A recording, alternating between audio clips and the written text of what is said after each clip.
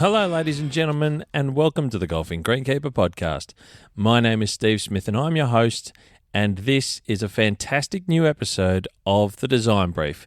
Yes, ladies and gentlemen, this is the segment of the podcast where I get to talk with different golf course architects about all sorts of different things relating to golf course design, golf course architecture, and sometimes, obviously, even golf course construction, which comes in throughout the work done in designing golf courses.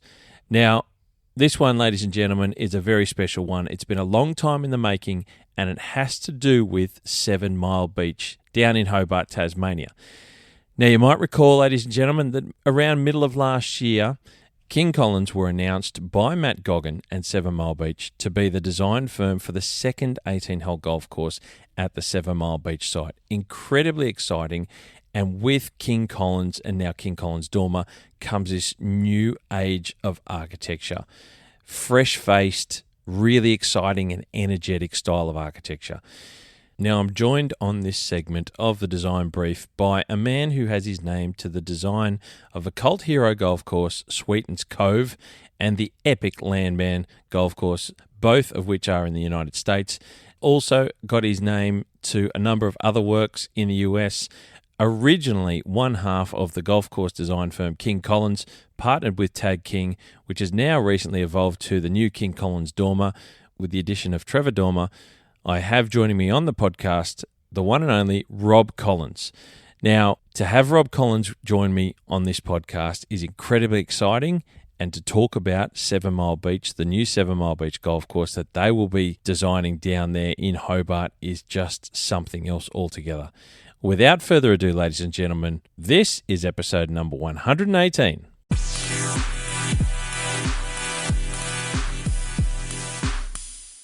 Hey, we finally got it. Hey, man, what's happening?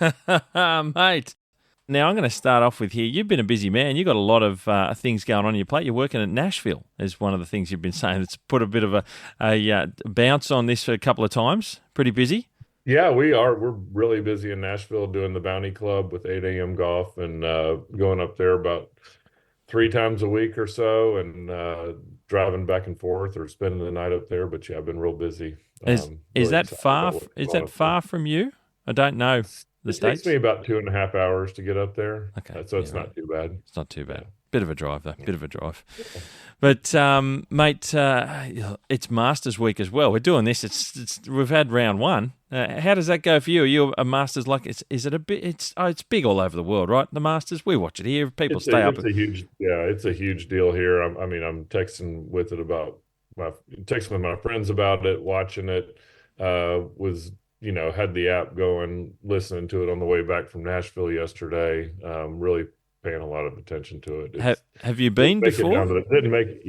I didn't make it down this year, but it's always a blast when you get luck into a practice round ticket or maybe even a real one. But I've been to a few real rounds, but practice rounds are a blast too. Yeah, wow, that's unreal. It's so wild. The Have you concept. ever been? No, mate, I've never even been to the States. Mate, I'm a local Australian down here. I don't venture too far out of the southern hemisphere. My furthest trip's New Zealand, and that's only across the ditch. You got to do the Masters next year. Maybe that'll be your first trip to America. It'd be unbelievable, mate. The bucket list gets it's just huge, right? It's talk to so many people and study so many books, mate. It'd be incredible. There's no two ways about that for sure, mate. Have you got a roughie for the Masters? I'm just going to throw it at you. Whenever this episode will come out, it'll prove whether you're a prophet or you've got no idea. So have you got a roughie? Man, I kind of felt like, we get reeled in by Rory, but I was like, man, he's playing so well. I'm like, I'm going with Rory this year. Okay. I felt like that was sort of prophetic through 14 holes yesterday, and then I'm like, oh God, here we go again. He struggled at the back end, didn't he? But he started off very well. I hope he lights it up here in the morning. I would really like to see him in contention. I think that'd be awesome to see him cap it off there. So there's certainly a lot of people we were talking about it yesterday in Nashville. I mean, Scheffler's hard to bet against right now. He's on fire. He's consistent, and he's very, very good at what he does. It'd be hard to say that there's too many that are going to challenge Scheffler, you would think, but it's going to be another great event to watch. There's no doubt about it. Yep, Mate, kidding. let's get stuck into this. We're going to talk about King Collins Dormer as you are now. You've moved and invited in Trevor Dormer now as part of the business. We're gonna learn a bit about yourself. We're gonna learn about what you guys do, and part of all of this is the fantastic 7 Mile Beach project down in Hobart in Tasmania with Matt Goggin. But I want to fill in a bit of the gaps because there's going to be a lot of people in Australia here that have no idea who you are, and I, for one, am a fan, and I can't believe that I'm speaking with you because I've been following you guys, I suppose, in the background softly, loosely, since the days of Sweetens. So I'm really keen to get into this stuff. Amazing. And yeah, mate, I'm fangirling right now, I'll be honest. Well, I hate to be a disappointment. No, not at all, mate. This will be fun. Now, I start off with a little bit of an icebreaker. So it's a multiple choice. It's quick fire 5 questions that I do as a bit of an icebreaker, and people like to hear. This one being on the design brief is between the architects that I have on. Most of them Australians, but it'll be interesting to see what your answers are, mate. It's a little bit of fun. You ready to go? Good deal. Let's do it. Let's do it. Number 1, preferred grass type on a golf course for an architect, mate. What do you prefer? Well, I've worked on a project that hasn't come to fruition yet, but I think fescue would be, obviously we're talking about that at 7 Mile too, and there's a few others, but I mean that would be the ultimate, Yep. Very good. So. It's and you'll probably notice that I'm a former superintendent, so these are skewed a little bit towards greenkeeping because I think greenkeeping brings out the best in the architecture as well. So it's certainly there's no something. question. I mean that's when the magic happens when the greenkeeping highlights and raises the bar of the architecture. That's when it's really special. Yeah, no, very good. Number 2, mate, stripes or no stripes on fairways. And for us Aussies, we look at the States and there's a lot of striping going on except for certain big events. No stripes. Gross. No stripes. Yes. I can't stand them. Strong answer. Can't stand them. Love it. Strong answer. Number 3. I do like the two-tone fairway. I think the two-tone fairway is nice. Yep. That's nice and kind of understated, but anything beyond that's too much for me. It's too busy. Too much. It just takes away from everything else, right? It does. Totally does. Number 3, your favorite type of par 4. And I love this one from an architect. I think it skews a certain way anyway. But a short par 4 or a long par 4. And there's plenty of long, strong par 4s we know of. But what's your favorite, mate? Which one do you prefer? Without a doubt, the drivable par 4. Drivable. That short we're talking. Yeah. That's the most fun kind of hole to design. Yeah, awesome. Good stuff. Yeah. Number 4, can you name a golf course with a bunker style that you really like? And I know that could be a big one, but is there something that pops that you've always liked?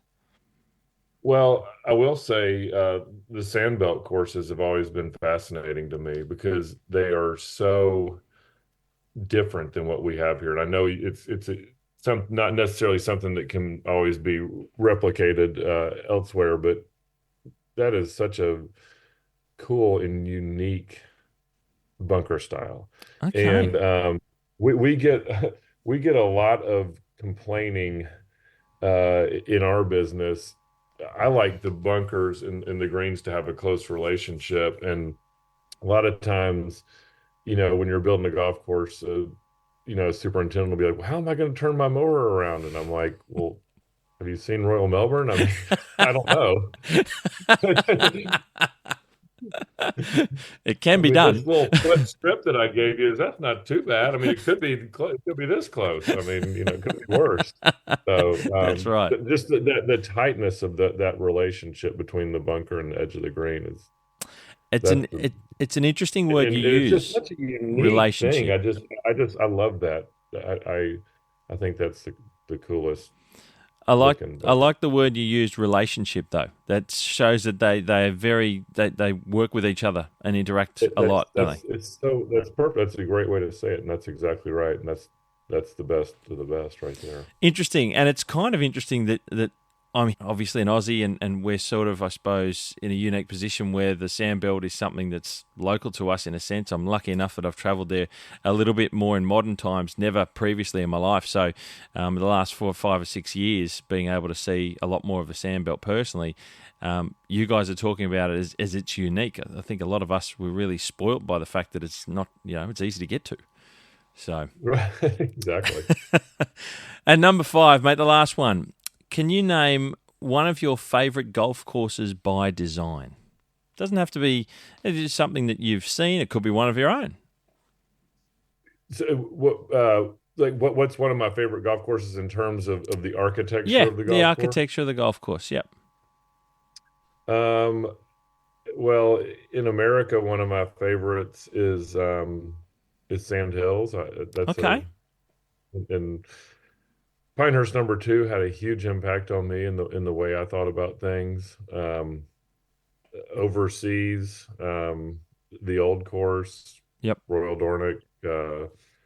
I had I had a opportunity to play County Down Wow. last year too, which was really something else. I mean, I could go on and on, Yeah, but sure, it's a long one, but there's a stack of good ones just in that shortlist, mate. To be fair, which is yeah, yeah, interesting and impressive. A lot of those, some people will aspire to see their bucket list courses, but it's good to know that we're hearing it. I love hearing this stuff sort of reiterated. We read books, we get told about, we hear world top 100s, and you hear those courses, but when you hear someone like yourself say it again now, it's fresh. Right, and someone goes, "Hey, it's still coming around. It's still being talked about. There's yeah, something there, right?" yeah, yeah. That's what I think, It's mate. special seeing places like that. Rob, thank you so much. Quick fire, fast 5. So a bit of fun, bit of an icebreaker. Now let's learn a Love it. little bit. Now I've got a few questions here, and we might get through a lot of them. We might not, and it depends how things travel. But mate, I want to try and start off with a little bit. Can you tell us a bit about? Because like I said, the audience may not know who you are from a bar of soap. They probably look at the soap, going, "Well, I know more about that than I do about Rob Collins." So, uh, can you give us a bit of a background in sort of yourself and golf course architecture and construction for those of down here that know nothing about Rob Collins or King Collins Dormer? Sure, yeah. So in 2010, partnered with a guy named Tad King, who was a good friend of mine. I met him on a project way back in 2005, 2006 timeframe, when I was working for Gary Player, and that was kind of one of my first jobs in the business, is working on site as what's called a design coordinator. And basically, my job was to, you know, implement the vision of the senior architect and to fight with contractors, and that was basically my job. And then so I met Tad on a project down in Naples, Florida, and we had this dream of starting a design build business, where we kind of took out the middleman and merged design and build together. And the first project we got was renovation of a 9-hole golf course called the Sequatchie Valley Golf and Country Club in Tennessee. And that was kind of a very long and convoluted process. We built the golf course. My client owned a concrete manufacturing company, and they ultimately decided that they needed to kind of get back to their core business, which was not golf. And so they approached me to see if I wanted to take the golf course over on a lease, and I did, and with no previous management experience, and it was my baby. And Wow. we somehow got it open, and then somehow remained open. And that golf course is Sweetens Cove Golf Club, and thank God we made it. I was thinking about it yesterday as I was driving past it on the way back from Nashville. I mean, it's really the tree of life for King Collins. I mean, without Sweetens Cove, we wouldn't be talking, on this call right now. It gave us every opportunity we ever had. It ended up being a popular thing, and it really, basically provided all the other courses and opportunities that we've had, and has led to some exciting opportunities now, including 7 Mile and the Bounty Club and Landmand. These all came out of the success of Sweetens, and um, It's unreal, that little start. I say little loosely, of course, because it's pretty significant, right, in the story. But it's from afar looking at it, I can't appreciate what it is on the ground. I can't appreciate what it's become over the period of time, and certainly can't appreciate how it started for you guys. But I hear that step in your story there about like you took the lease over. I mean, that seems like the most illogical thing I can imagine that you would want to do. It was insane. I mean, it was an act of pure desperation. I mean, we had built the golf course, we knew it was good, and it was going to go back to nature if we didn't. And Yeah, right. it was just like, holy, we've got to do it. And you didn't have any other options. And I mean, nobody knew who we were, and we just it had to make it, or we weren't going to make it. Interesting that story lives in parallel with you, I suppose, in a certain way. It is, it is, and I'm so thankful for that place because we had what ultimately, in the 2017, 18, 19 timeframe started to develop into just a perpetual publicity machine. And that's kind of a rare thing in our business, and that we had Sweetens in our hip pocket, and publicity and recognition and getting the word out about who you are and what what you do in your business is a huge part of being able to get a new commission. I mean, Yeah. people have to know, you know, Yep. who you are. And Yeah. And that's the core of so, your business, right? yeah, I mean, exactly. I mean, you don't advertise to build golf courses in the yellow pages. I mean, you got to get a phone call. And so, Let your fingers do the walking, mate. People are exactly. And so, with Sweetens getting all the publicity it did, it was something that was very unique for someone who was in our position, young, coming up in the business. And it just, Sweetens is a magical place in many ways. And it just kind of just kept building publicity for us and recognition and the opportunities that came out of that. I mean, we would not yeah. be talking on this without it. Says a lot. What a hell of a start. Looking back, that like I said, the Yeah, marker that it is etched forever in your career, in your life. It sounds like it's one of those yeah. moments. And I remember looking at a little doco or something, and it was you'd sort of gone through the whole process of what that project was, and I didn't realize how difficult some of that was when you were telling the story. I can't remember what it was called. But it was like right on the proper bottom of pits that you were at when that Oh, was it going was a through. mess. I mean, we ran out of money the day we opened, and Tad and I maintained the golf course by ourselves for a period of time, and then Tad had to go back to a project. This was in our winter, so in like November of 2014.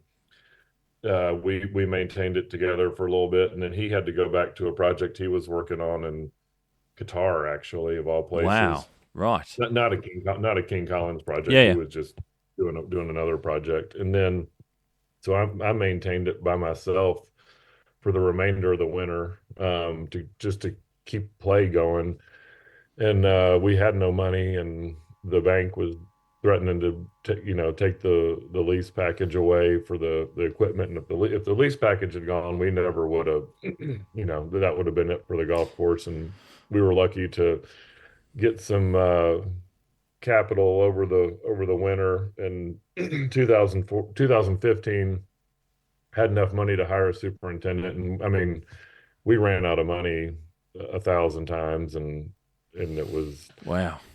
What a I journey. wrote more, $1,000 checks out of my checking account that had $1,500 in it than I care to remember, and Wow. to try to keep it going. And we made it somehow. Does So something like that give you?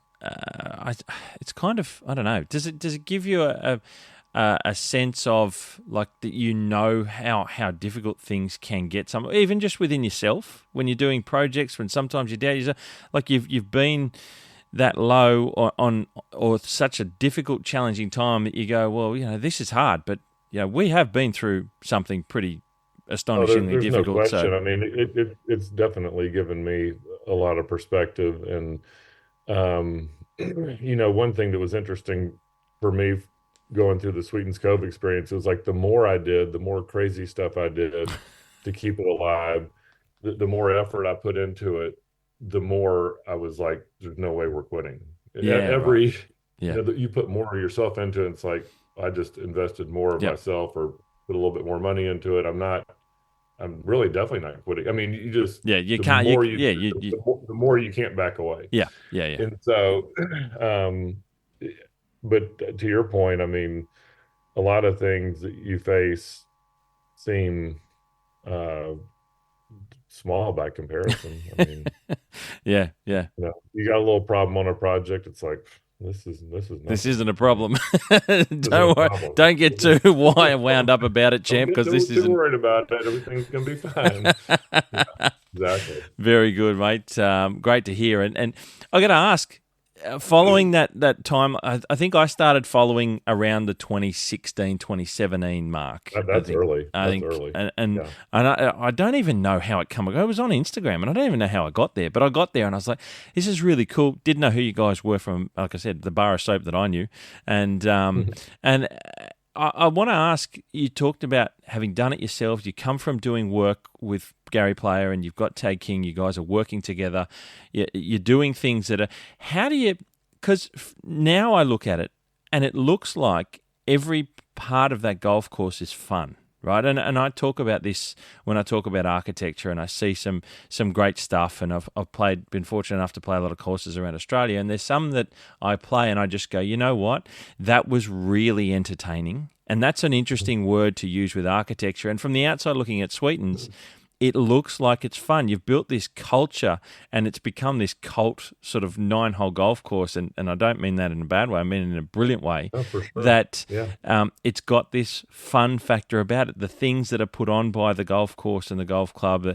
I see beach parties in one of the bunkers there when they do whatever the annual event or whatever it is on, and the player on the practice green. And I love the shot of whiskey before golf. I mean, oh my God, there is just so many cool, fun things. But you're designing the golf course, like you said, the project was to do it. You guys have these cool ideas. Eventually it goes really difficultly pear-shaped in a sense, and you're working so hard to keep it open, to get it open, because you got something special. You've got this really cool, fun factor about it that's not common. What was it like that you knew you had something there, but you're building that fun? Is that what you guys really do? Is that what you've always had in you, do you think? Yeah, so when we built Sweetens, it was like, we wanted to build a golf course that was fun, that focused on shot making and strategy and presented a different type of shots and different type of scenarios than you would normally encounter in the southeastern part of the United States. And part of that was because it was a 9-hole golf course in the middle of nowhere. I mean, part of Yep. it was our personalities and our vision for the kind of things we like, but also who's going to come play a 9-hole golf course if it's not unique, if It was it's not just different, another right? 9-hole golf course, If it's right? just a 9-hole golf Yeah. course in the middle of nowhere, it's never going to have a chance. So Yeah. it had to have some pretty eccentric features. And, it was all about, creating grounds for golf that had just as much variety baked into it as possible. And so, one thing that was really fun for me is like in the early days, like when you started paying attention to it, like in 2016, a lot of our hardcore members, the guys who came out there a lot, the place didn't have didn't have much play at the time, and they would go around and find secret little hidden holes. They'd play from here to here, play cross country, and these guys discovered all this interesting flexibility in the layout that wasn't necessarily intentionally designed by us, but was a kind of a byproduct of that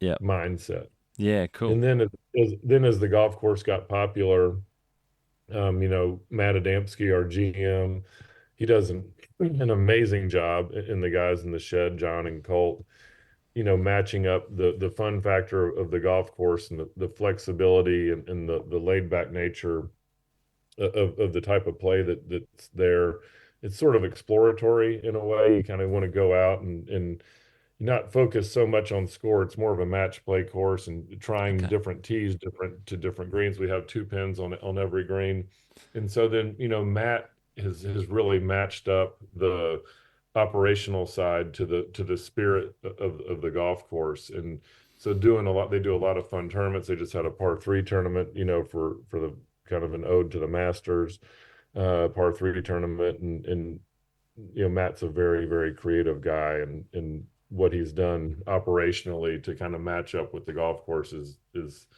a stroke of genius on his part. And it's been fun to sit back and watch him kind of help take it to a new level operationally, which has just been really cool. That's So, gold. Are you still involved with Sweetens at all, you guys? yeah, no, I absolutely am.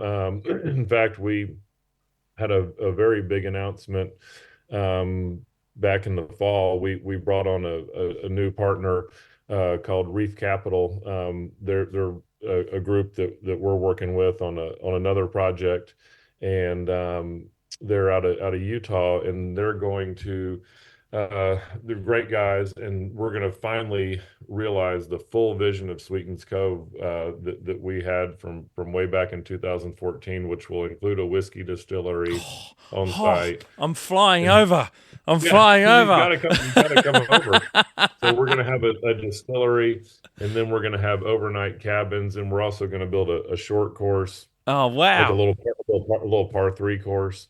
And so that really, this partnership with Reef is allowing us to realize the full vision of what we wanted from Sweetens from the get-go, which was to kind of have this golf destination with a whiskey distillery, and we never had enough money to do it. And now that we've partnered with them, and they're just wonderful partners for us. And so our group that we have now is we're very excited about the next steps. And later this year, probably on towards the fall, we'll build the par 3 course on about 10-15 acres, and then that'll open up sometime next year with some cabins, and that'll Wow. kind of incorporate the full Sweetens experience. And basically, what'll be really cool is the idea is that you can, once we have the cabins in the short course, it'll be kind of like a 24-hour pass. So like, let's say you check in at noon on a Thursday, your checkout time would be noon on a Friday. Oh, And yeah, your right. goal is to play as much golf Just, as you want in 24 hours. And so the par 3 course will be lit up at night, and then you'll be able to spend the night in the cabin, so you can then play the par 3, you can play the main course, just do kind of whatever you want, just basically explore around for 24 hours. And that's we'll, just we'll so have great, cool. some great food, but kind of keep the same laid back vibe of everything. So yeah, I'm involved with all that, and really happy about the next steps we got going. That's awesome, mate. Congratulations. That is just what Thank a you. great golf destination, and mixing it up with the offerings like that. It's gonna be amazing, and just having the bow on top of it. It's gonna Yeah, be great. the story continues, and what a great Yeah, story. exactly. That's fantastic. Mate, I want to move on if we can, and with that in mind, we've just heard and learned about Sweetens and what it means to you, and obviously the story about it. There's been some work in between Sweetens and where I'm about to go, but I wanted to go to Landmand, and you've gone from a 9-hole course at Sweetens, and I know that there was something that I'll touch on after this at Overton Park as well, but you went to your first, I believe, is your first 18-hole big scale course at Oh Landmand, yeah. and it was a build from scratch. As far as Hmm. I'm aware, if my information is correct, sometimes I'm wrong, and and a really, really big, expansive, large scale project, and you guys are still, I suppose, fresh in the world of golf course architecture. You go Hmm. from Sweetens and everything that you've just described to this large scale build on a unique, it looks like a unique property. I can only speak from one of the videos I've seen and the photos I've seen. Tell us a bit about that leap. I know there was a little bit in the middle, but the leap to go from there to something at Landmand, the size, the scale of the project, and then what it was going to be with the ownership there and what they had their vision of? So we got, there were some frustrating times kind of between when we got Sweetens open to when we got the phone call about Landmand in 2019. We had, you know, had some looks at some bigger projects that we had not gotten, and just we were dying to get that first big project. And Will Anderson, who is the owner of Landman, his family, they're farmers in eastern Nebraska, in northeastern Nebraska, and they had a love of golf, and they reached out to us about taking a look at some properties that they had. And so Tad and I went out there in April of 2019 to go check it out. And we looked at three different properties. First one was the Old Dane, which is a 9-hole golf course that Trevor Dormer, incidentally, is actually redoing and turning into a 12-hole golf course right now. And then we went and looked at a project down by the river, which was interesting, but kind of had some water table issues. And Will had a property that he said it's up on this bluff, and we said let's go up top, let's go look at this thing. And so I've actually got the shirt on right now. Oh, Ripper. Sensational. Up top. Up top. That's gold. I love it. So that kind of got to be a slogan of the course. And Will took us up top, and when Tad and I saw the view from what would become the first tee, our eyes were just like this big. We were just like, you'd let us build a golf course here? And Will's like, yeah. And we're like, oh my God, please, please turn us loose. And thank God he did. It was just an awesome project. We did it during COVID. I mean, I was at one point not flying, and so I would drive back and forth across the country. And how far is that from where you are? It was like 16 hours. It was a long drive. Oh, wow. Yeah. Okay. Long drive. And so, just really an amazing piece of land. Great client, Will, and his dad, Bryce, and his mom, Luann, just great people. And, we put everything we had into it, and had a great team of guys helping out on that project. And we knew we had something special. Landman was an interesting project in that it was beautiful to look at and had a lot of interesting contours, but it was a very severe site. Yeah. Real hilly. And so it required some pretty big cuts and fills in certain spots to make it all work. And credit to the guys on the ground who did that work to blend those cuts and fills back into the landscape, where when you look at it now, you don't realize how much earth was moved in spots. I mean, there were some holes that didn't require a lot of earth moving, but there were some that required quite a bit to kind of tie the pieces together. And Landman is on a scale that's just hard to comprehend. And one thing we realized quite quickly when we got out there was that a normal sized green, say a 6,000-7,000 square foot green, in that gigantic landscape, to the eye would look like a pimple on an elephant's butt. I mean, it just would shrink. And so just get lost in the landscape. You get lost, and you would feel defeated standing on the tee with the wind and the elements. So for instance, like on the fifth hole, we built a green that's 24,000 square feet, which is gigantic. And when you're standing on the fifth tee with this expansive view, I mean, it looks, like it's maybe 8,000 or 10,000 square feet. And then you get up to it, and these gigantic features sort of just overwhelm you. And there's just not a whole lot like it. And it's a very, very interesting golf course from a shot making standpoint and strategy standpoint, and the way that it's strung together. And just the thing that really strikes me about Landman is how much it changes from one day to the next. I played 4 straight days out there last year in this event called the Cooler that they have at the end of the year. And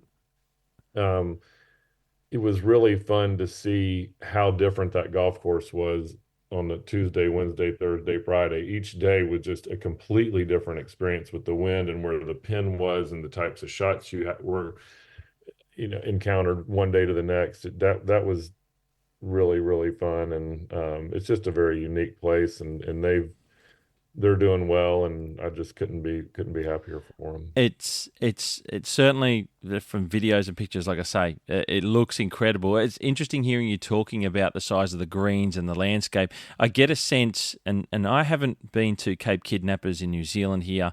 It's local. I say local. It's a flight to another country, but where you don't have, like, you lose all depth of field because it looks like at Landmand, because you're up high, that there's not a lot of things behind greens, behind stuff that you just, all sense of distance goes out the window because you're on top of, you're dancing around the ridge lines. That's a perfect way to say it. It is the most difficult golf course I've ever seen to judge distance. I took some friends out there during construction, and we had our rangefinder with us, and they would look at a approach shot and they'd be like, "Rob, this is impossible. Like, how can you expect anyone to do that?" I'm like, "Well, it's 180 yards away," and they thought it was 280. Yeah. I mean, the way that it messes with your mind and your perception of distance in ways that are just I've never seen before. Yeah, and I don't know. I think the Cape Kidnappers comparison's interesting. I've wanted to play that golf course ever since it opened, and I can see exactly what you're saying and how that's kind of analogous. Mate, I just threw it out there. I've never been there myself either, but I just the way that looks dancing on those fingers of the cliffs over Hawke's Bay, I think it is, over on the North Island. That's the only possible comparison because we don't really have much. I mean, there's places I'd love to build a golf course here that I know of local to where I grew up that's similar in size and scale, I imagine, to Landmand, but it's all farmland up on really high hills and ridges that, are a couple hundred meters above the ground below them. But we don't have any golf courses like that because most of our countries, we don't have the length and breadth of I suppose, farming area in Australia. It's mostly arid. So what we do have as farming country is taken up for farming. There's not a lot of, you could build a golf course, I guess, but we don't have the population. We don't have it. So that doesn't exist here. I can't think of anything that would be even remotely similar. I just had to throw in Kidnappers because that's the only thing that springs to mind. I think that's a good guess. I mean, I think that I can imagine coming down those fingers and is that green 150 or 200 yards away? I mean, I have no idea. Yeah. No, interesting. But you gotta trust it standing over it. That's hard to do when you've got depth of field. And as a golfer, I haven't mastered that art, but the best of the best do, and they're playing this week at Augusta, I'm pretty sure. That's right. So no, mate, I really got it. I was glad to hear you talk about it like that because, again, pictures and videos is all I've got on the other side of the planet, and it really seemed. I remember looking at the early on. I'm just thinking back to some of the early stuff that I saw when the project started. Was the size of the machines, and it looked like farming equipment. You had ploughing up the fairways, like the whole corridors. I'm looking at these. They got 4 tyres on the front and back of these ginormous tractors pulling ploughs. I'm like, this looks absolutely enormous. Like it almost didn't make sense. I mean, these gigantic pieces of equipment, big D8s, would just get shrunk in the landscape. They look like little Tonka toys, from a ways away. But it's a great place. We love it. It's mate, great. What a great result again. Conversion and result to getting that one out, and clearly the ownership helps, and you got someone who's passionate, a family who's passionate.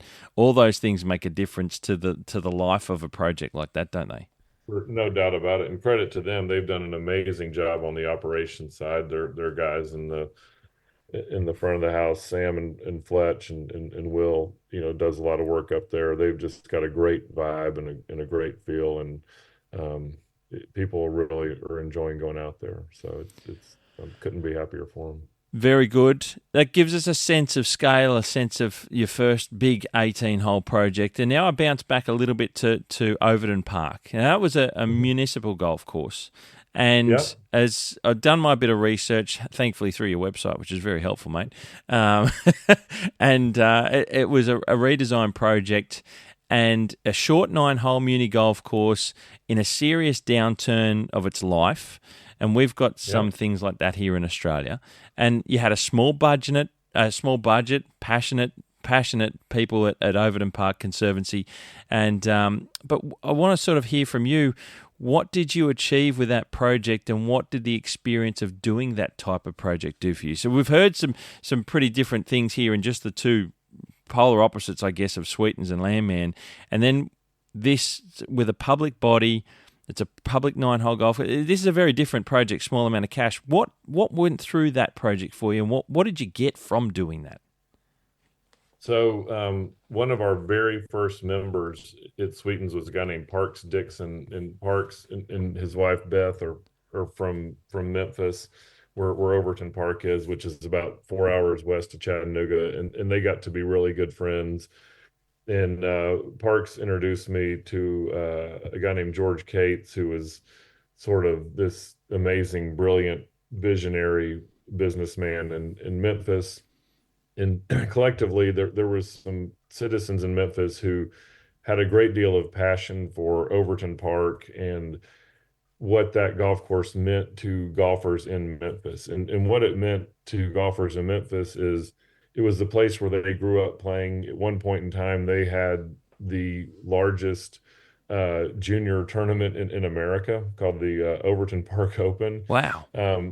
Hundreds of kids would come and play, and it's right in the middle of town, this really neat part of town. It goes through an old growth forest, which I would have missed this on a multiple choice quiz if I was given it. But over Memphis, Tennessee is home to the oldest old growth forest in America in a city.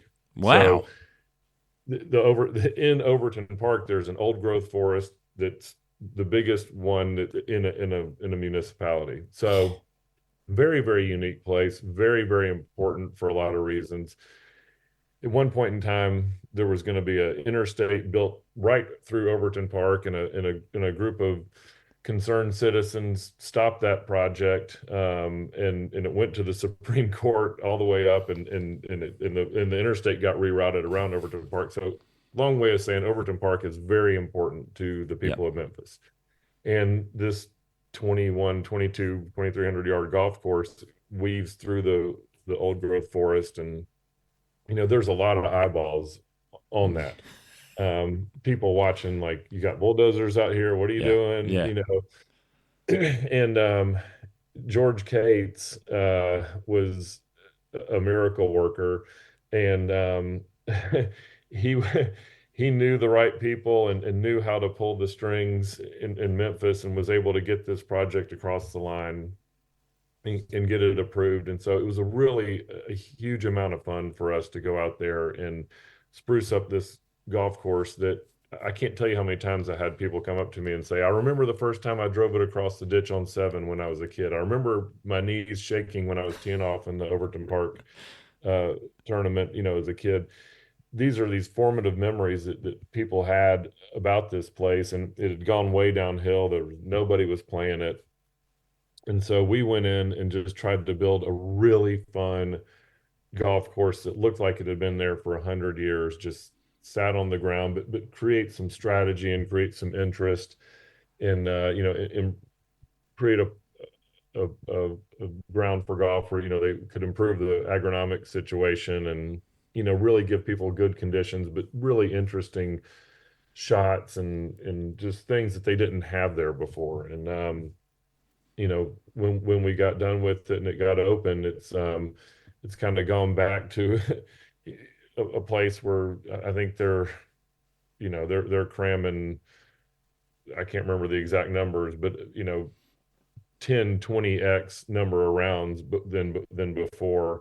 Yeah, and right. It's Wow. vibrant, and people are out there, and it's really fun to see that it's packed all the time, and That's people awesome. in Memphis have responded. And what's cool is, it's just like $10 to go play it. I think juniors play for free. It's really neat. Does something like that give you, I don't know, does it give you a bit of a buzz doing something for I suppose the greater group, the greater population, rather than a private course or a course that is going to be that's going to be an offer at an expensive green fee price that a lot of people can't afford.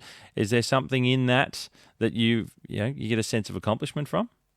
Oh, 100%. I mean, we got a great thrill out of that, and I love, I still talk to parks all the time, and hearing the stories of people being out there, and they've got the Overton Park open again, back up and running, and so there's a new generation of kids that are creating those memories that Parks and his friends had, and it really is a thrill. It's really cool. It's great to hear. We've got a lot of pressure and whether you may or may not have heard, but we've got a lot of pressure in Australia to a number of public golf courses, municipal golf courses in a couple of our capital cities, namely the one that I'm near here in Sydney is Moore Park, and it's been a public golf course for 100 years, and the local or the city council want to shut it down from 18 to 9, cut it in half, and it's the busiest 18-hole complex in the country, and they want to just go and cut it in half because they've got other ideas, and I suppose some people come to these corners with other ideas, and that's okay, but I went there for the first time about 2 months ago here and saw what it was like. And it's funny the way you described that at Overton Park, that the memories, people who play there, that becomes their routine for elderly people, for even tradies for us here. There's people who are playing there in the morning that they do once a week before work. And people have recollections of it. It's part of their growing up. It's part of their history. It's part of their life. Mm-hmm. And to take that away from people, I think, especially when it's as busy as it is here, it brings a new type of demographic to a rejuvenated course. So we're hoping that's going to happen here in Sydney. But it's not uncommon. Is it a similar thing in the States where there's lots of pressure to close down or take back city municipal golf courses from time to time?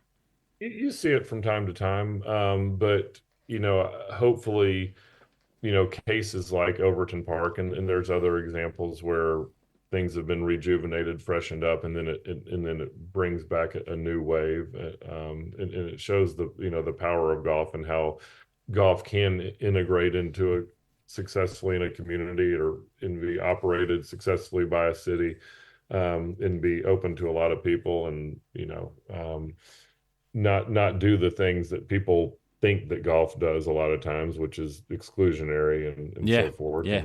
And, cherry in fact, it's the opposite. Yeah. Hopefully, I hope everything goes well down there. With it's a battle. I can say that much. It's crazy. Right. It's crazy. Mate, something that I just looked at before we jumped on this was I didn't realise that you guys are involved, I believe you still are, the 21 Golf Club. Is that right? The second course there.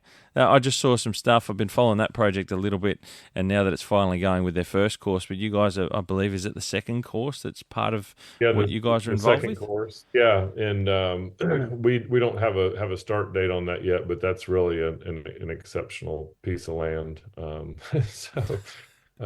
there in Aiken, kind of a bold, rolling, sandy terrain. Wow, pretty exceptional place. So that's cool. Hopefully that one comes through, mate. But it's good to see that you guys are now starting to get some more nods, I guess is the right way of saying it. And that leads us to where we're going here in this conversation, mate, which is really the bloody exciting part of all this, I've got to tell you, is having you guys down under, having you down here, and it's right down under, of course, because it's in Tasmania in Hobart, and 7 Mile Beach. Now, maybe you can clear something up for me, mate. I haven't had a chance to talk to Matt Goggin either.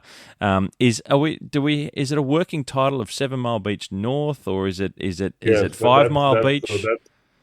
So it was 5 Mile, but now they're going with the working title of 7 Mile Beach North. Okay. So cool. Yeah. So we've cleared that up. So we've got King Collins Dormer doing the second golf course of the 7 Mile Beach property, and it's 7 Mile Beach North. We've got CDP, Clayton DeVries Pont, who have done the 7 Mile Beach course that's soon to open, hopefully. We're waiting on bated breath for that to happen.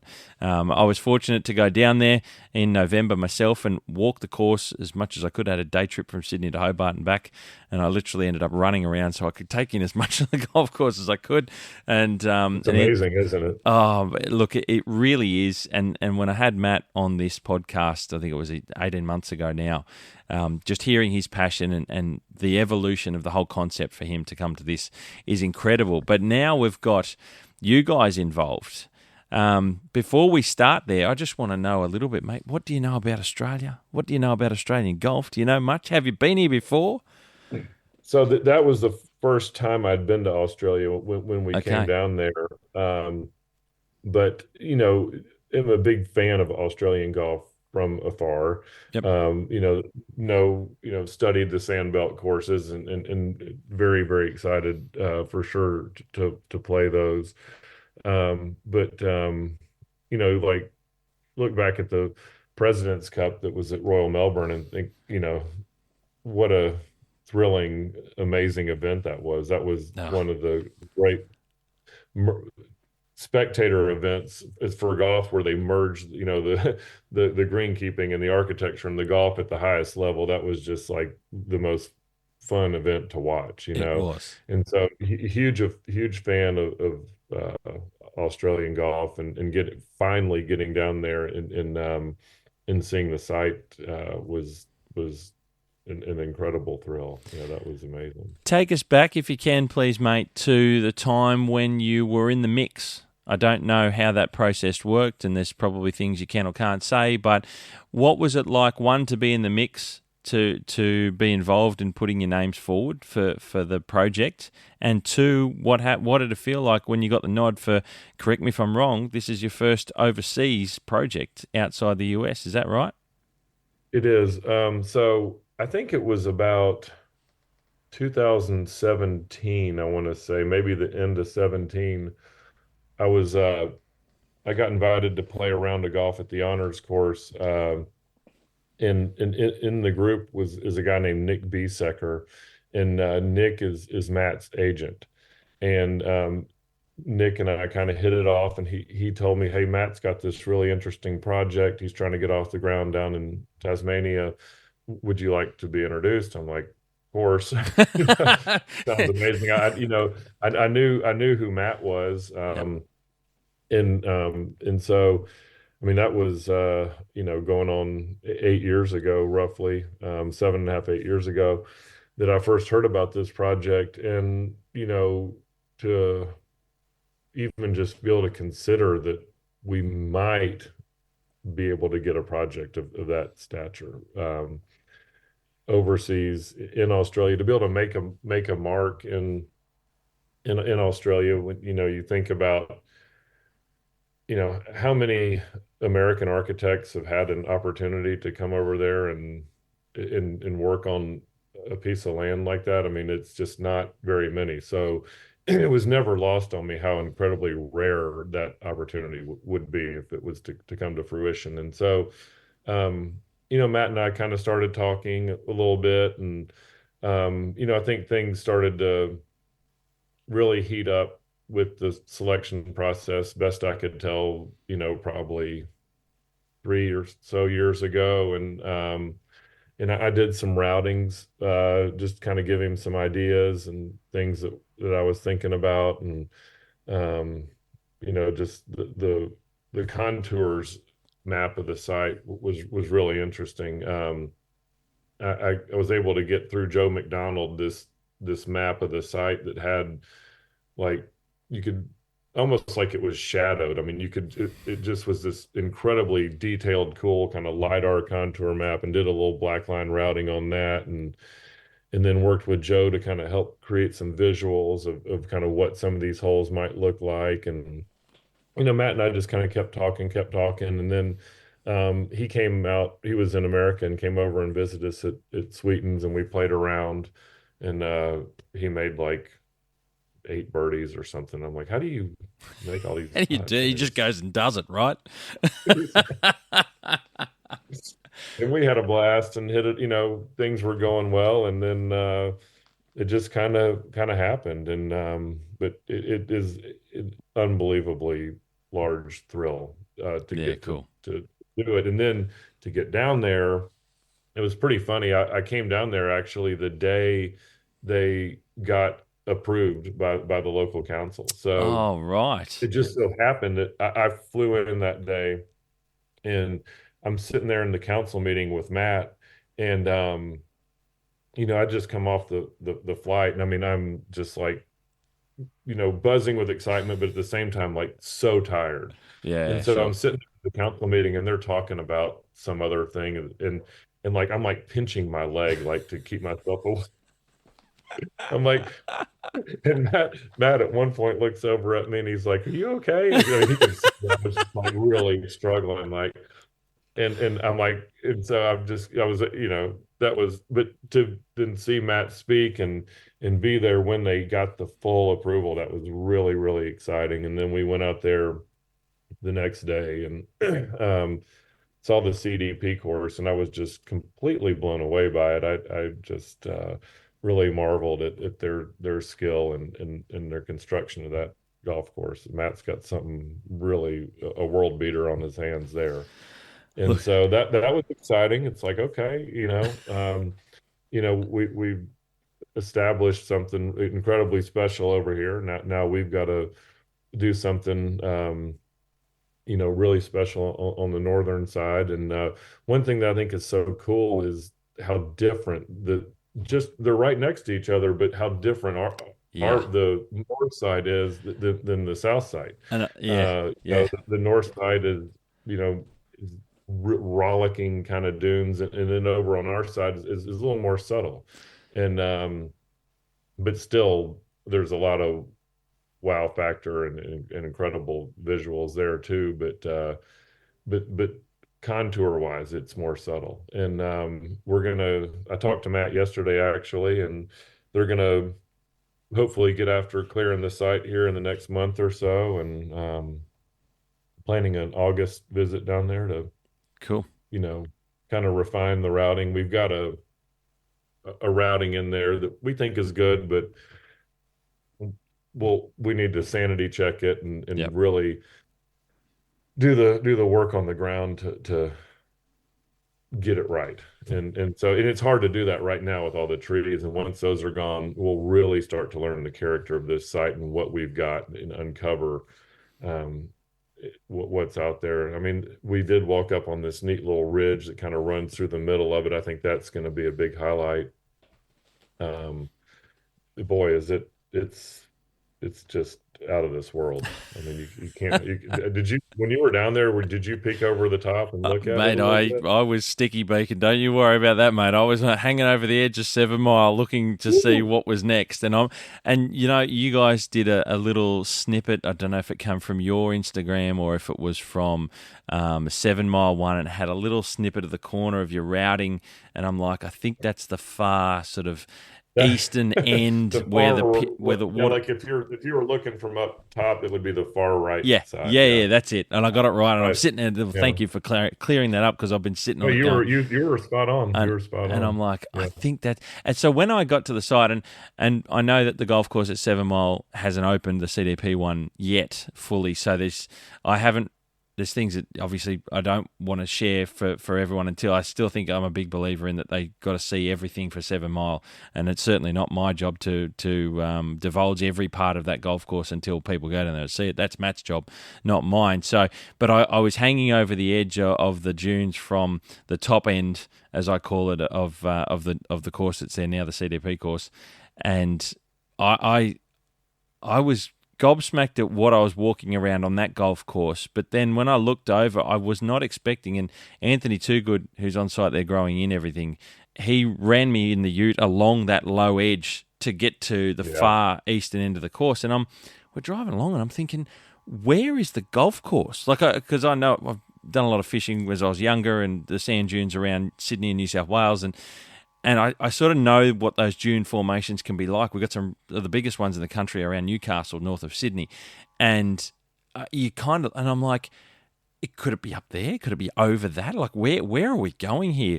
So then when Yeah. I did my own walking and I got a bit of time by myself, I was looking then down to where, because you're up so high, 20 odd meters, and you're looking down, and I'm thinking, you know, this is just a magical, like, you talk about two courses combined with two slightly different landscapes, but so close to each other, but butt up against each other, and the differences.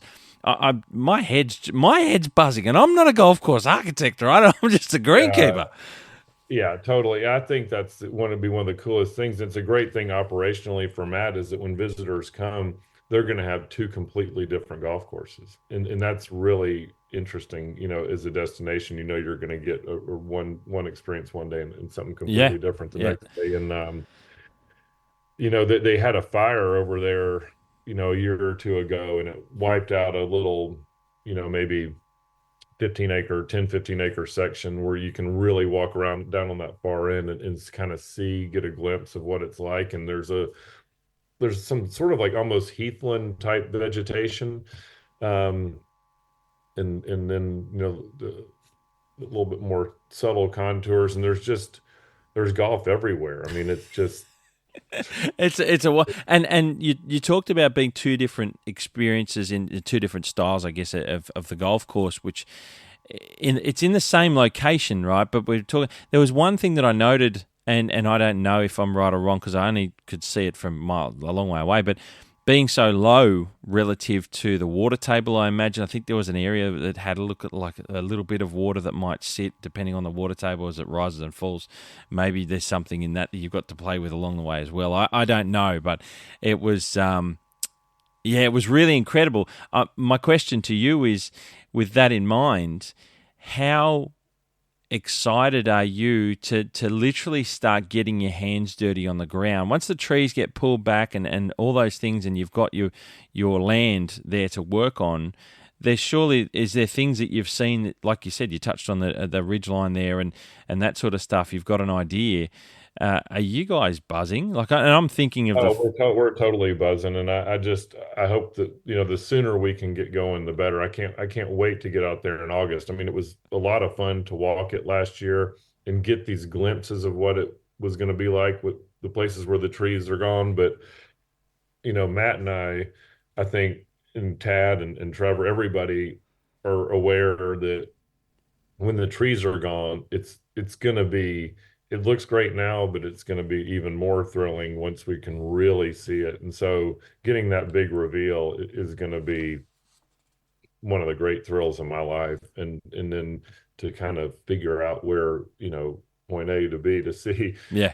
getting that routing in there is going to be a lot of fun. And yeah, we're just over the moon, and the guys we've got, kind of lined up to work on it are really, really excited. And it's going to be a special project. So I'm hoping we can get cracking and later this year. So And that's going to be very exciting to hear. I might have to talk to Matt. I might have to come down and say hi, mate, so I can say. you do, you So, have to, you definitely have to. absolutely is something that's going to happen. For the benefit of those listening that don't know so much about the detail of architecture, you talked about the routing of the golf course and getting that right. And I call it the framework sometimes. Of a golf course, you get the bones right, and then you go from there.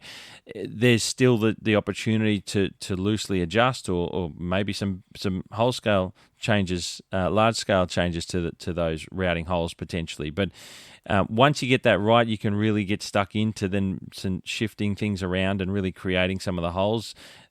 What sort of license do you have from Matt to be as creative as ever, based around the things that we've already talked about in the Sweetens of the world and the Landmands of the world? Well, Matt's a great client, and he said, I just want you guys to build the best golf course that this site can have. And so we have carte blanche to do what we need to do. And each site, I feel like, asks a different set of questions, and it's our job to figure out what those are and then to respond to those in an appropriate manner. And so for Sweetens, it's a 9-hole golf course. in the middle of nowhere. It needed to have this neon sign in the desert kind of feel to it, jumping up and down, kind of, hey, look at me with these kind of big eccentric features. Yep. Landmand asked a different set of questions. Bounty Club in Nashville, Crossroads, Overton Park. Each one you have to figure out what's the right answer to what it needs to be. And 7 Mile will have its own interesting and unique answer that of what it needs to be. And my hunch is that it's going to all come down to the routing and the setting of the greens and the journey through that landscape and how that's orchestrated and blending back into natural ground in a way that there's it looks like just extremely natural, always been there. And that's a big part of our job is once we define these corridors, really having these native areas be off limits to construction traffic and in defining those edges and making sure that the golf course melds into that magnificent landscape seamlessly in a very unforced manner. Yep. It needs to just blend in perfectly. And so I think it's going to be much more of a very minimal touch type project. Okay. I that's my hunch. It'll be interesting to see, and we can add, bits of flair here and there. I'm sure, but it feels like sort of a lighter touch because the contours are so good. It's going to be finding the right place to put those greens and how they relate to all the other holes and just tying all the pieces together. Yeah, cool. So, routing is going to be a big part of that. Do you? I like the I call it coolness. Sometimes I call it quirk. I like the word quirk in golf course architecture. I think sometimes quirk can be picked up that's inherent in the site. Sometimes quirk can be built in to interesting features on a golf course. And as having seen, and whether quirk's right or wrong for some of your designs from afar, I like some of the stuff where, and I don't know the hole at Landmand, that you've got that sort of dry grass that splits the fairway on that really big hole. Yes, like number 3. That's a very defining feature of that hole, and that's one of those things that's so fun about building golf courses. It's a very collaborative effort, and that was actually Jimmy Craig's idea. He worked with us on that project, and it was a great idea, and we ran with it. So, yep.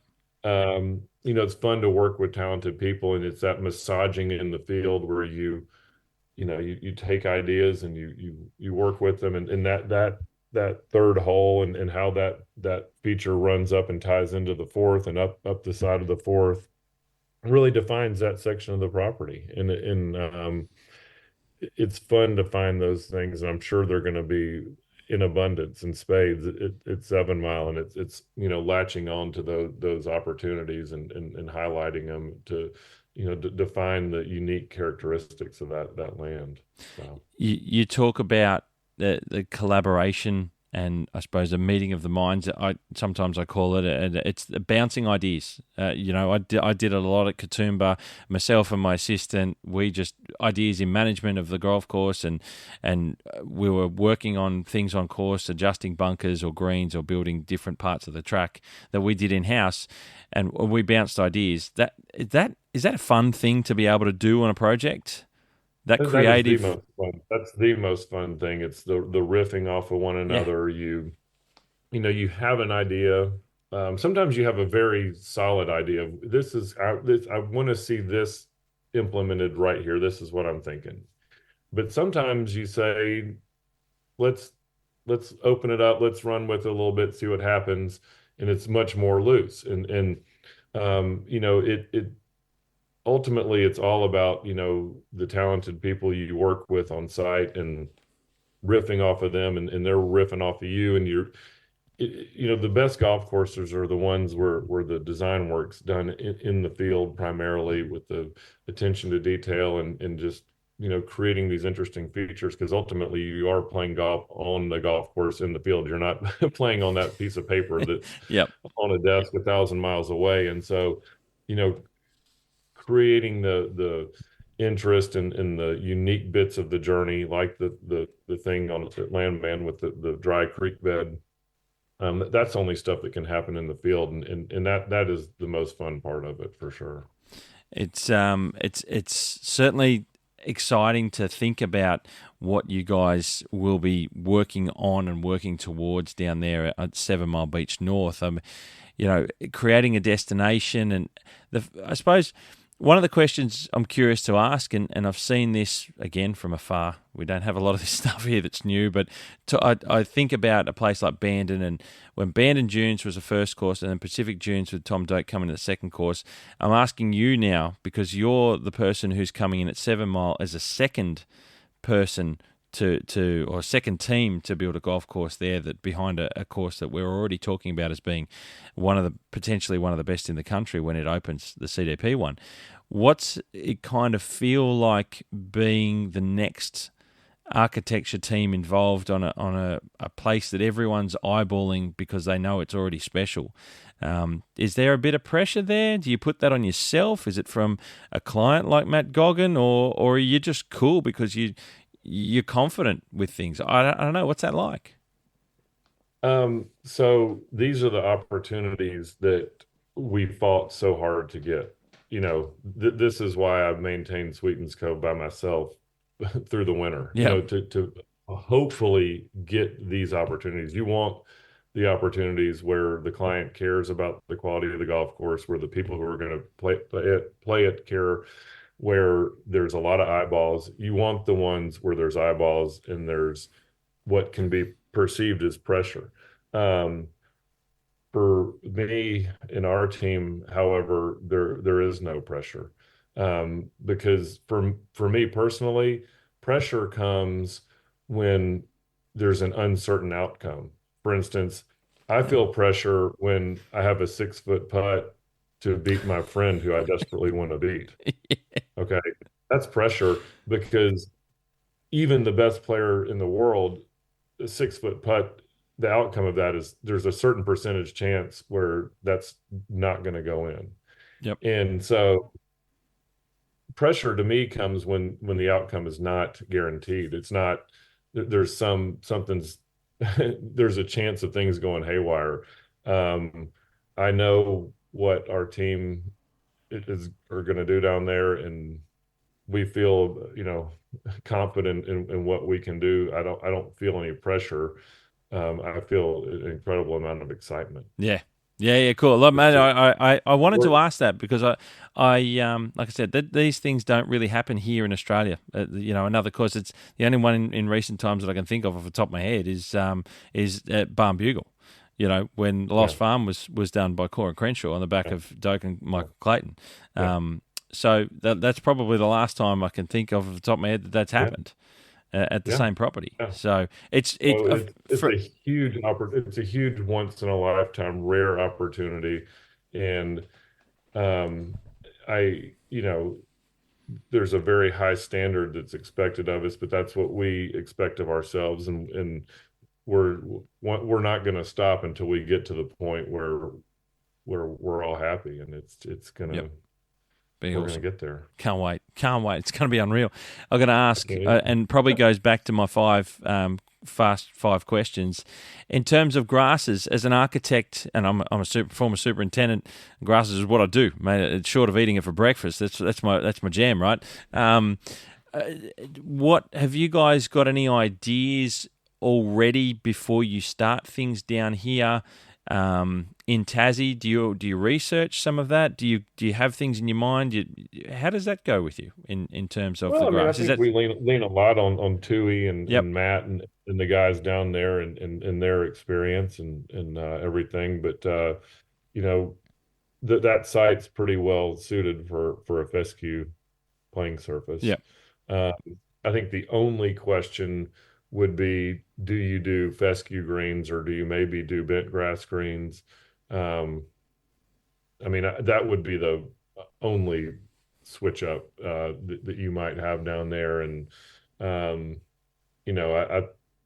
think we'll probably end up going wall-to-wall fescue, but I'm open to conversations, Yeah, sure. but certainly something you'd think about. But I think that we'll refine that over time and make a final decision. But Yeah. Yeah, no. I just I wasn't sure how that thought process might have gone. Obviously, it's a neighbouring track to they've done fescue all over 7 Mile, obviously. So, and yeah, chatting with Anthony down there is it looks as it's going to grow in, it's going to be amazing. it's going to be amazing. Yeah. Do you expect? I suppose is there any? I suppose you touched on the features already. In a golf course that's a sand site, do you expect there to be a fair bit of sand in terms of the play? Will bunkers be a bit of a feature? Is that something that you guys tend to enjoy doing, or you just assume that you'll just roll with they'll be an integral part of here? There might be heaps, there might not be heaps. I like bunkers, and maybe that's a question you can't answer yet. I like bunkers too. But I could see this site, one thing Matt and I have talked about is, potentially analogous a little bit to like Pinehurst number two, with the way some of the golf course might bleed into the native ground. I we'll learn a lot more when we get that land opened up, Yeah. Okay. Yep. about the nature of it. But I do think there will probably be some, pretty spectacular, artful bunkering out there. But you don't want to overdo it too. And Yeah. one thing that I think I was thinking about this yesterday on my drive back from Nashville. Um, One of my favorite things about links courses that you see is a lot of times you'll have a small bunker that's maybe 50 square feet, but the actual size of that bunker that it impacts is thousands of square It's feet, a big piece. because Yep. you can use these contours that will, you get in the wrong spot, hit the wrong shot in the fairway, you think you're okay, and then all of a sudden that ball does this and it winds, and this bunker plays a lot bigger than it looks. And Yeah. I really want to work on those sorts of scenarios and be very thoughtful about where some of these features go, where, you know, kind of like the old course where, in certain winds, you'd be like, why is the bunker there? And then you play it the next day and you're like, okay, now I understand. Now I And got it. Yeah. I want to get these features fit into the landscape in a way that's very natural and appropriate, but also impactful, depending on which way different winds are going, and impactful in a way that's larger than their physical presence, Yep. but tied into the landscape in a way that they make a bigger statement that you may learn the hard way. Yeah. I'm Yeah. fascinated by that They side don't of it. physically need to be large spaces to be affected by gravity That's or right. the And elements. we just don't get that chance a lot in America. And that's one of the Okay. great things about a fescue playing surface and sand. The combination of fescue and sand is that you can do these things that, man, that's exciting. It sounds like you really. I know you're excited, but these are all the things that I want to. I want to share with the audience, coming from you specifically. That, like I said, I can be excited for the concept, right? But I want to hear it from you, because that's really the energy that I think. It's going to tell a story. It's going to have a tale afterwards, long after you're gone. It's going to be that, King Collins Dormer and their team that were here they were excited. They had fun. They learnt the local landscape. They learnt the area, and they played with. Not only are you riffing off each other in the team and the creativity, you also riff off the elements in a way. Absolutely. Yeah. Is what Yeah, for sure. I'm expecting. I don't know.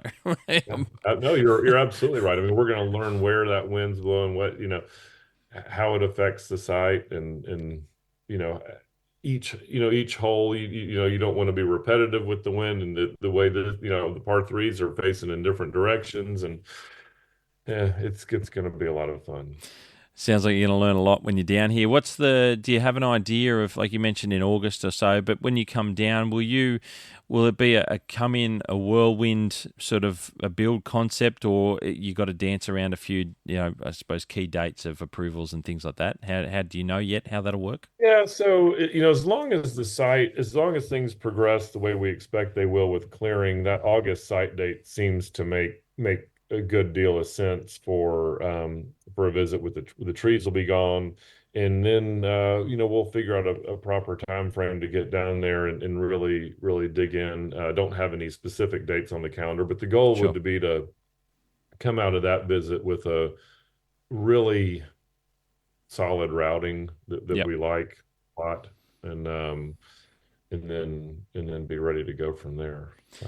Is it exciting in a way that I suppose this is being built so close to the first course being done? I think that's no, I think that's terrific. I love that. I really like the interplay, and I like in our own golf courses. I like how when you can double back on yourself, and you have, when you're playing a hole going out, and you see this hole that's you're going to encounter later, that creates a sense of anticipation, Yep. and also get around to say the sixth or seventh hole and you're looking back, you have a sense of reflection. There's just this neat energy that happens when courses double up on themselves. And so for those courses to be so closely connected, I think that'll be a really interesting thing for both the north and the south course. When you're teeing off on the south course, the CDP course, you're going to be looking out over Yeah. at our course. Yeah. And vice versa, you're going to be looking at our course, and you're going to be looking out over at their first hole. And that's going to be a really neat interplay and it's going to create a sense of anticipation, like, man, I'm going to get to go over there tomorrow, or boy, we sure did have fun over there yesterday. And it creates a neat energy. I think 1, 2, 3, and 4. I think of the south course where you're dancing along that ridge line, and seeing a course that you're not yet on. I reckon is just. I think you're going to see both sides, right? So you're going to see the rest of the course you're going to play, but then you're also going to see the course you haven't played yet, and that could be the next day or something. That's going to be amazing. Your head's going to explode. I think as a golfer, as a visitor, I think it's going to be a lot of fun. It's things that it's so cool. It's so cool flying in too, because Yeah. the way that the route it takes, it comes in, and then the plane turns right, and it just banks right over the CDP course. It's like I took like 20 pictures out the window of their course. Yeah. You're No. gonna get that sense of anticipation on the way in. It's certainly, there's a lot of pluses there. The flight path alone is probably a bonus that no one really knew was going to happen. Maybe no one except Matt. I think Matt's seen this vision for so many years. It's incredible, and he had it all planned out. How close that place is to that airport. And you know what? The other courses. So when I was there, I went and visited some of the other courses that I'd never been to. And there's Royal Hobart, there's Landhern, a fantastic 9-hole course that I'd love to play when I get down there at Landhern, which is next door. They're both on the airport. Then there's Tasmania on the other side of the road. Then you've got the 2 at 7. There's a great tract of golfing land. Some has been used, and right down the peninsula where 7 Mile hasn't. And I think that, it is. It's a really incredible place to an international airport. It's quite remarkable. It's amazing. I mean, it's so close. I mean, a lot of destination golf courses, you fly on to a remote place, and then I'm not saying Hobart's remote. I'm just saying, like going to Bandon, you fly, and then you got to drive, and it's just like, God, and even Barnbugle. This is right there. It's like right that. there. Even Barnbugle, you find a Launceston, and it's an hour and a half to get there by car. Exactly. But the other thing, and this is something that I don't know how many people have noticed this, but see if you think about this when I mention it. You can't hear the aeroplanes on the site. Yes, that is interesting. Did you notice that? The way that the runway is aligned, it runs perpendicular to the golf course, so they take off and land where you don't hear the engines. That's right. You just see them. So it's really, really cool that it's so peaceful. And this is the thing that I noted when I was out there. I'm like, I just flew in, I can see the airport and I can watch the planes, but I don't hear anything. And there's no highways. There's no. It is the most tranquil location for an extremely magnificent. You're just out there on your own. It's just awesome. Yeah, no, it's just, mate. Again, I'm excited. I don't know if I'm more excited for you guys than you are for you guys, but no, mate, fantastic. Look, Rob Collins, I really appreciate you giving us all of this insight. A great lot of detail about your story, the story of Sweetens Cove, the story of King Collins Dormer, and the journey that you guys have had now to get to being involved here at 7 Mile Beach down in Tasmania and Hobart. Look, I'm I've mentioned it that many bloody times. I'm so excited about the project, the continuation of it. Having you guys involved is going to bring a fantastic addition to the project, in my opinion, and I think anyone who talks about it will agree. I appreciate your time so much, mate, jumping on. It's now, what time is this? It's nearly midnight here. I've walked about 15,000 steps at the Royal Easter Show about 2 hours ago for 6 hours with the kids. And, mate, you're getting up on a Friday morning. You're nice to have us on. Thank you. No, mate, it's been my absolute pleasure. I look forward to having you back. And maybe in time, and certainly look forward to meeting you sometime down there in Hobart, mate. Thank you. It's been an absolute pleasure at my end to have you on. Thanks for having me on. Really appreciate it.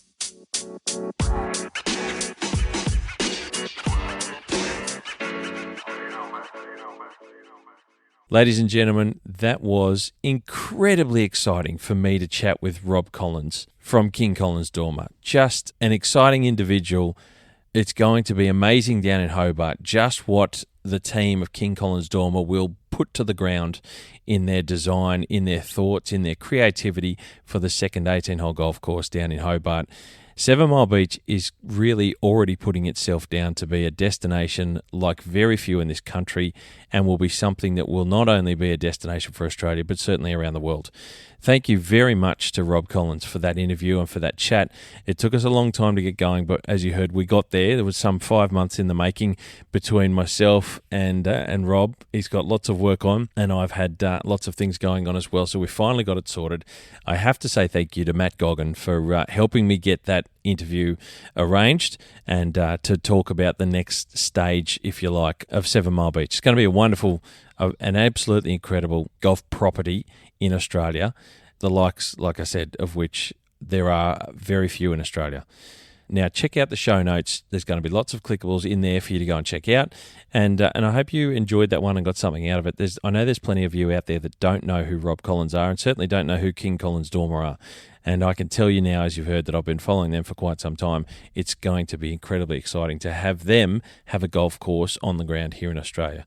Hopefully I get to catch up with them at some time, certainly with Rob Collins at some time in the near future as well, and maybe even chat with Matt Goggin about how things are looking down there on the site at 7 Mile.